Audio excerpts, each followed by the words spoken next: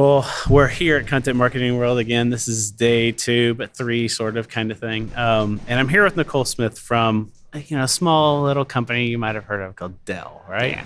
So what do you do at Dell? So I'm a global content strategy lead, and my area of focus is brand publishing. So if you go to the Dell Technology site, that's a site that I work on. I've launched our previous 2 brand publishing platforms, which are TechPage One and Power More. Awesome. So lots of, when you hear global, it's like, that's huge. Digital, that's huge. Strategy, that's huge. I mean, it sounds like your job is extremely complicated, lots of moving parts, and Dell isn't a small company. And like you said yesterday, right? Something big happened. Yeah, right? we got twice as big. Yeah. So now all of a sudden Dell, 2 years ago, I guess it was the merger with EMC. So we've been growing as a company over the past decade with other acquisitions, so like Sonic Wall and SecureWorks. And then yesterday was day 1 of our new company where you have Dell and EMC coming together. So we have, fortunately inherited all of these wonderful legacy brands from EMC like VirtuStream and RSA and VMware.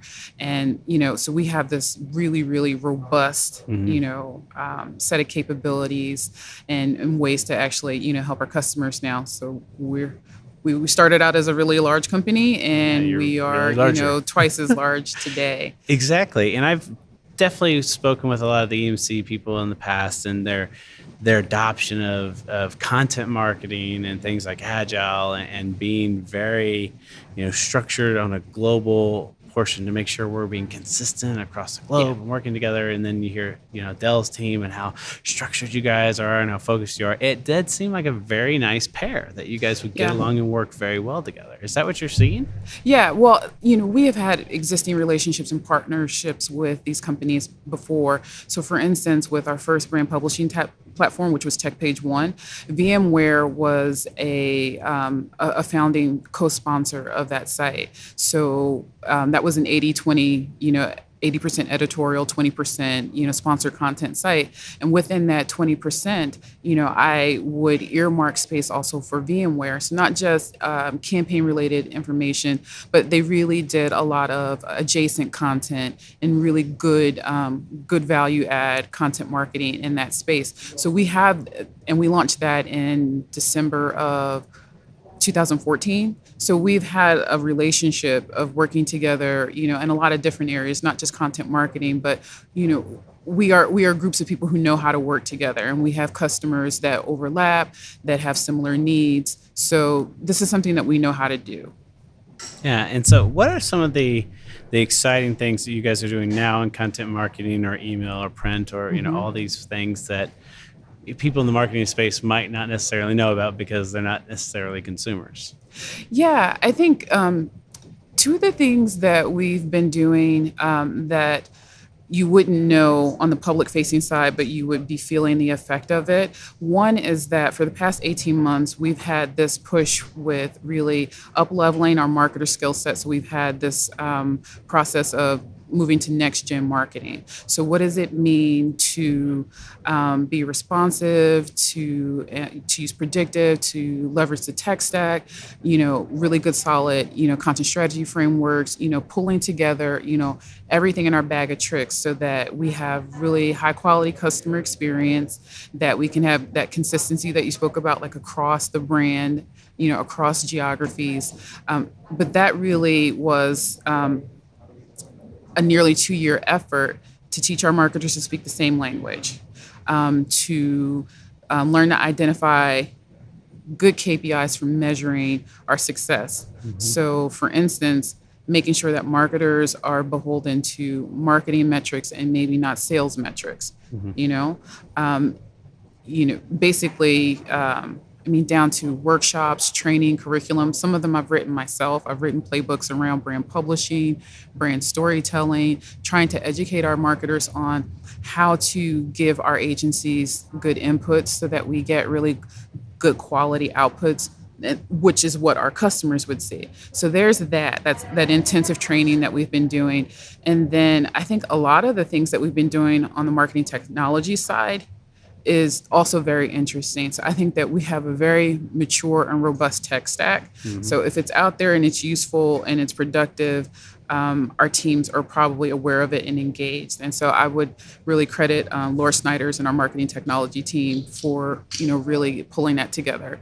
So I think that when vendors approach us, one of the things that I would like people to know on the back end, when you're approaching Dell, you're approaching a more mature organization in the content marketing space. So when you have your next level play, that's the kind of thing that you would want to talk to us about. You probably don't have to talk to Dell about your content marketing 101 offerings. Yeah, exactly. Let's talk about, what's going on in devices or VR, or how to integrate with customers when they're, approaching new ways of absorbing content. And that's what I love the content marketing space because there's so much opportunity from the practitioners that are continually putting out articles like that's the only thing we can do and sending emails to people. It's like there's so much more. Yeah.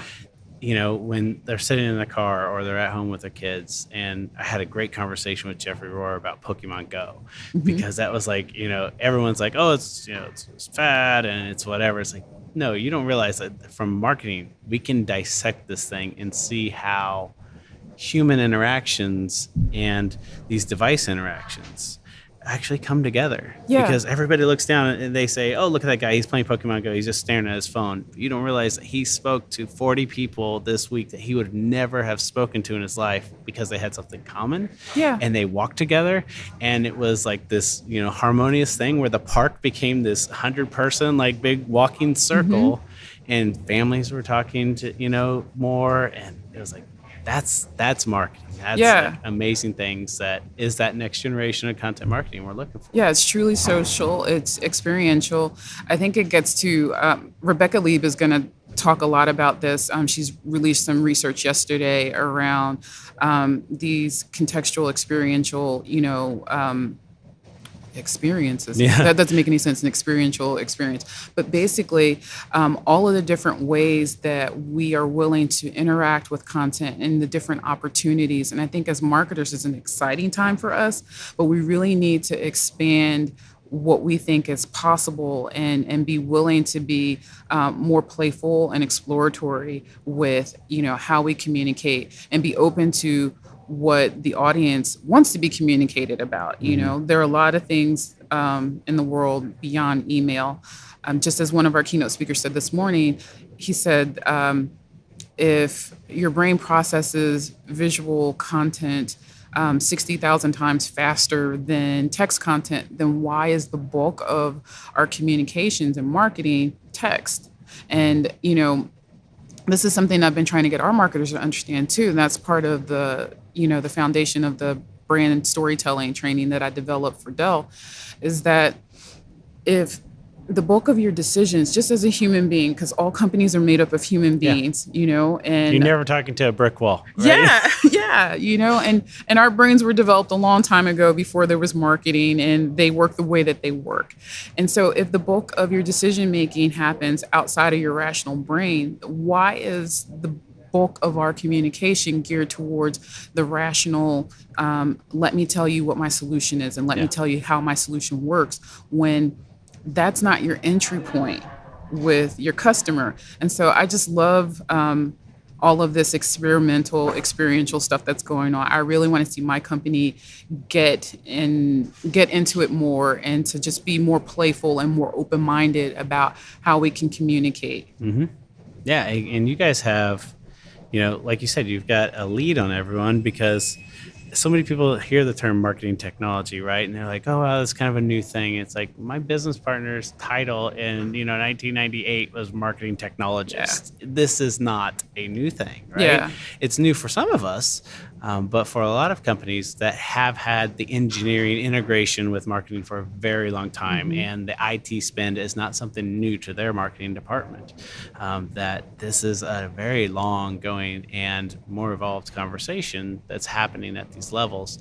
And so now it's like we need those practitioners to come out and start to lead the charge and tell us, like, here's the things you should be looking at. And so I'm so excited to hear that you're internally doing that, but then also you're here sharing with the rest of us. Yeah, well, I love to come here and I love to go to different conferences so I can actually speak to different marketers and hear what their challenges are.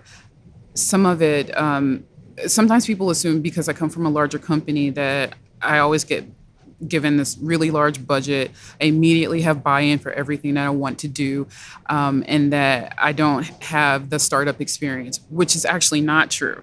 So I'm kind of like an actor. I remember Don Cheadle said after winning a major award, he said, you know, after I win this award, after I have all of this success with this film, I go back to being an out of work actor. Well, it's sort of the same thing. I don't go to being out of work, but I have to constantly come up with my next project, my next innovation at Dell. So it's, you know, if I laid the foundation, now I have to figure out what's the 2.0 version of that.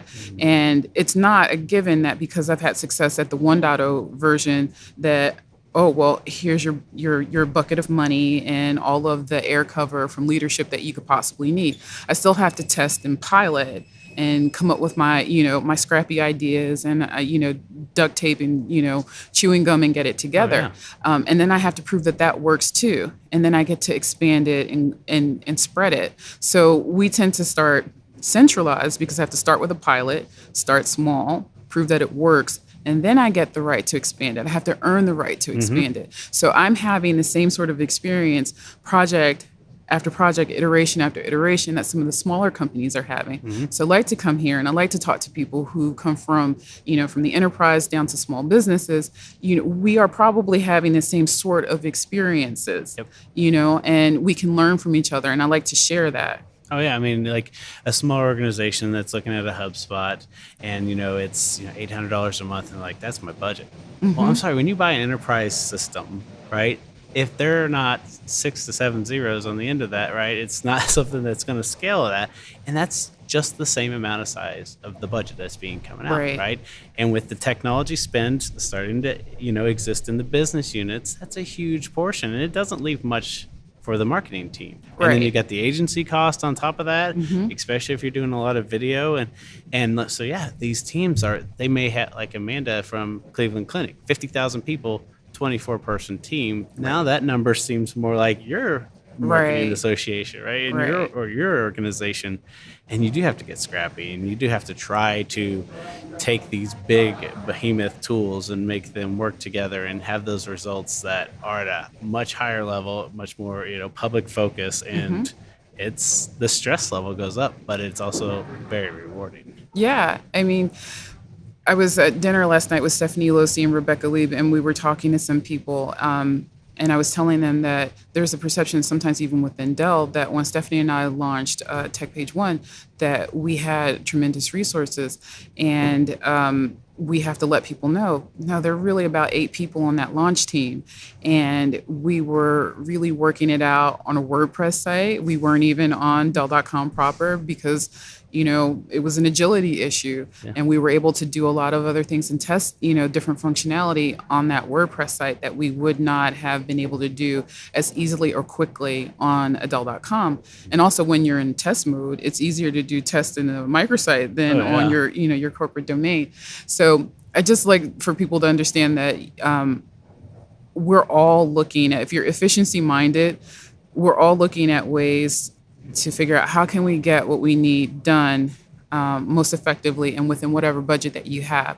And there's always a way, because the point is that it's, although I'm very excited about technology and all of the opportunities that we have, I am always very close to the customer and the customer's experience, and are we useful to the customer? So start there, be rooted there, and you just work your way back from the customer. And as long as the customer's experience is useful and of high quality, it doesn't really matter if, you know, you had all of the bells and whistles to provide that. It's just like, is the end result good, and is the end result of value? So there are definitely things that we've done where, yeah, on the back end, there was a shinier, faster way to do it. But, you know, was I able to deliver, you know, in the time frame that I needed to? And did the customer have a really good time with what we offer? Then that's all that I care about. So I want people to feel very heartened. There are these lovely exciting tools and tremendous vendors who you can work with. But I think that when you start out and you can document your success, if over time you can say, you know what, reallocating budget and partnering, with this team or this company will actually, if there are economies of scale, basically, if you can prove that out, like, one, my idea works, the customers like it, it's useful to them, but if we scale this out, it's actually not as expensive as you think because of, the efficiencies that are involved. But I think, you got to get on the board, you got to document your success. And then, if there's a better, faster way to do it, it maybe looks a little more expensive on the front end, but you have to prove your way to it. Just like I have to earn my way to more budget for additional projects. We all are in that situation. Today, real time is the only time that counts. To stay relevant, you have to stay ahead. Your customers want the right information, right now, wherever they are. So how do you meet the demands of today's customers? By marketing in context. Context accounts for a customer's interaction with your brand. So each touch builds on the next, creating more meaningful experiences for your customers. At Sitecore, we call this context marketing. To do it well, you need marketing technology that has three things: contextual intelligence, content management, and omni-channel automation.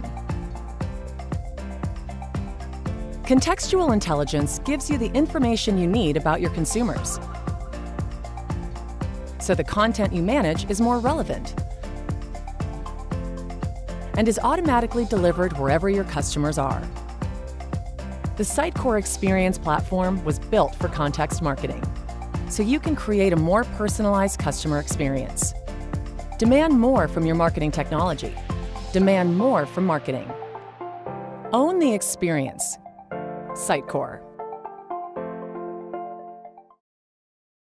Be worried about using duct tape behind the scenes, right? To hold things together. I'm sorry, you'd be surprised, how many of these fantastic sites that you look around for some of these, some of our large peers they are WordPress sites, you know, and we love WordPress because it's easy to get up and it's easy to use. And that's the beauty of WordPress. You guys should buy WordPress. Yeah. I'm a fan. I will always be a fan. I don't have anything against, custom, in-house jobs and things like that. But, don't be discouraged if, you have to be a bit scrappy. I think it's good to have an entrepreneurial spirit no matter what size organization you're in. Yeah, and I mean, one of the number one questions I get, people come up and ask me how much this equipment costs. I have no idea, right? I bought every single piece of equipment. I researched every single thing. I've replaced everything with something else. But it's been over a very, very, very long time. So I don't know what I paid for the table, 8 years ago, right? But we didn't have the lights and the cameras and the truss system and the nice mics and stuff like that. It's something that we just continually bit off a little bit more and then continue to grow. And then when there was a need, we replaced something, but we weren't, just saying, hey, go out, scrap everything and just buy a brand new studio and we're going out. And you see people with content, especially as they start to reach into new, environments. I've seen, enterprises with TV studios inside and nobody's using it. And it's like, oh, that's so unfortunate, because they didn't start small. They just went out and did it. And I think teams like the ones who are here are looking for that next level idea that how can we differentiate ourselves from everyone who's producing articles? And like you said, it's just grabbing something, grab a WordPress site, throw a podcast, piece up there, grab a microphone and record something and test it internally first, right? Yeah. And then push it out and see if it works. I think that there is an impulse to start with tactics when you should start with strategy, and you should be figuring out what is it that you need to accomplish. What do you have to offer? Who's your target audience? Who logically could benefit from what it is that you do?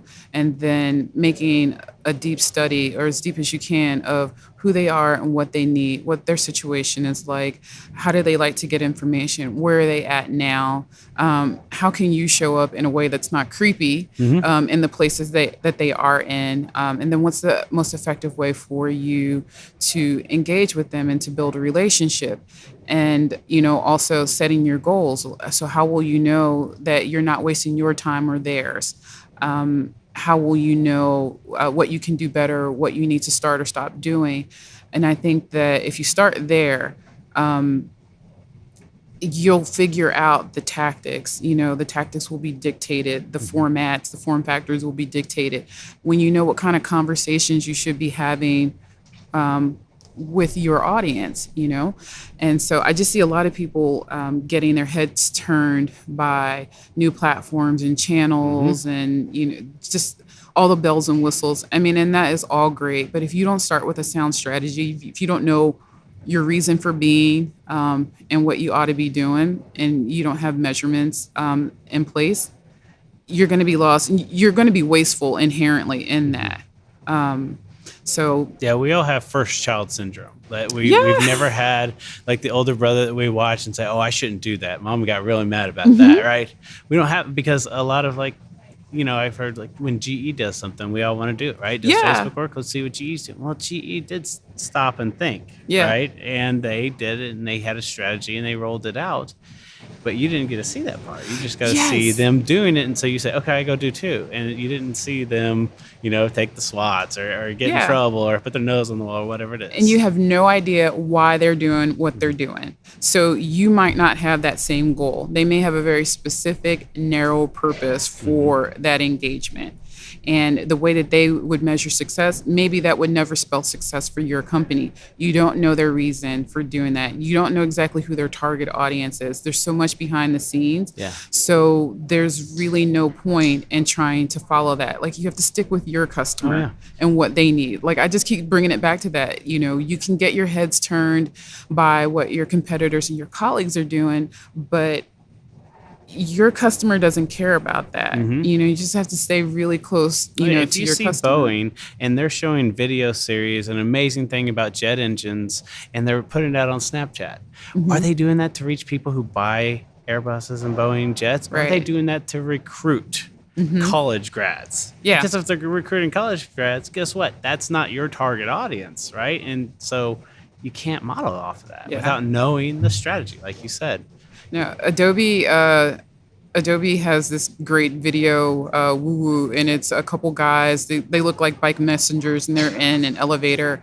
And one guy's on his phone. He's like, "Oh, are you on Woo Woo?" And the other one's like, "Oh, yeah." And so they're going back and forth. And there's two guys in the back. They have no idea what Woo Woo is, and they're just like, "Whoa, it must be current because these millennial guys are on it." And they get back into the office, and there's a huge frenzy around "Oh, we got to do this, we got to do that," and everything is all around, this one channel, and they're all tactics based. And then by the time they get back a few minutes later, and the two guys in the elevator, they're talking about Woo Woo again. And they're like, "Oh no, Woo Woo's over. My mom's on Woo Woo." But, this office has just gone into a tizzy because they're just being reactive. And so, I just think that when you are really customer centric, you're less reactive, and you look at and you explore new opportunities based solely on how might that benefit the customer, how might it help you work for your customer, champion your customer better. Yeah, there's a great movie that we recently watched called Eddie the Eagle, and it's about this ski jumper in the 80s that he just really wanted to do it, right? And so he starts to jump, and he doesn't do well, and he just takes a jump, takes a dive, and Hugh Jackman's there, and then he gets the training, right? Then he sits down, he gets the strategy, and becomes an Olympian and all these things. And I think a lot of people, they think, well, I'm too far down the path to stop and do the strategy, right? I'm just going to keep going, right? And I think if anybody's doing that, right, if you are jumping and falling and hitting your face in the snow, it's good to stop and take a break, and maybe half your content efforts, right? If you're putting 100 articles out a week, which everybody seems to want to do, make that 50 or 20, and then take the rest of that time, sit down with your team, have a 4-hour meeting. Oh my gosh, a 4-hour meeting for strategy, and then keep doing that over and over and over again until you feel like you're the reason you're doing something has a measurable goal. You know what that goal is, your team's around it, and you're pushing it. And then crank the heat back up if you can, Yeah. or if you even need to. I think no one is too far down the line to reevaluate your strategy or to create one. And I say reevaluate because just because you establish a content strategy, it's not set in stone. You have to have periods of time when you come back in and you take a look at your assumptions and where they proved out by the data. Has something changed within your company about how you do business or who you do business for? Has something changed in the nature of your customer base? And so you have to be responsive, and a content strategy has to be a living, breathing framework that you're feeding into. So I would challenge anybody who says, we're just too entrenched and we have to keep doing things the way that we do based on our gut or based on past practices. I would say, you can afford to do that if you are growing the way that you want to grow, if you are retaining business and acquiring new business and everything's working. Then I guess you should keep doing whatever it is that you're doing. You probably want to analyze what works about what you're doing. Yeah. You can still become more efficient in what it is that you do, but I don't think that's most people's story. So if you're just kind of doing your marketing from your gut and it's all intuitive, there's probably waste and inefficiency, and you're probably not growing the way that you could be. You probably also have a lot of disconnected messages in the market that make it very difficult for your customer to really understand you. So I would say, nobody's too far gone, to reevaluate their strategy, because all of us should be reevaluating our strategy periodically. Yeah, give it a name. Give your strategy a real name, so that way it doesn't seem like it's sitting in the corner gathering dust. No, and it shouldn't be the purview of a single team within your company. Like, everybody should be working a strategy. Just as, we call it content marketing, and I think in a way the name silos it. And so that makes HR and PR and support, that makes all of these other areas of our company, sales, makes them feel like they're not a part of, the party, when they are. They have messages to get out. They have communications to get out. Everybody who touches the customer has a story to tell. Even if your role is not customer, facing, you could be an R&D. Some of the most interesting things that happen at our company happen with the R&D people, what they're cooking up over there. Oh, yeah. So awesome. Well, thank you for your time. And I'm thanks for having so me. excited to get to know you and hear this story, because I've always admired Dell and all the efforts that you guys put out, and it continues to amaze me. I always point people back to one of the videos you guys put out like 5 years ago, on a little bakery that was. I love that video. I love that video too. I watch it, I'm like, I want a great B-roll, great interview, and I'm like, that's a good example of people taking on a new content piece and rolling it out and having it feel authentic and having it drive an experience. So, thank you very much for your time. Thanks for having me. There are so many marketing tools to choose from these days. More than 3,500 the last time we checked. If you're overwhelmed and confused, you're not alone. With so many options, marketers are having a difficult time trying to select which tools will meet their team's unique needs. So why do the top content marketing teams choose DVHQ? It's because of our unique focus. Let me explain. The typical content marketing process looks something like this. You start with a defined strategy, then you ideate and brainstorm with your team. Create a plan of attack, produce the content, optimize it, then publish and promote the content, and finally, review the analytics to see how your content performed. As you may know, most marketing software tools are built to support the back half of this process.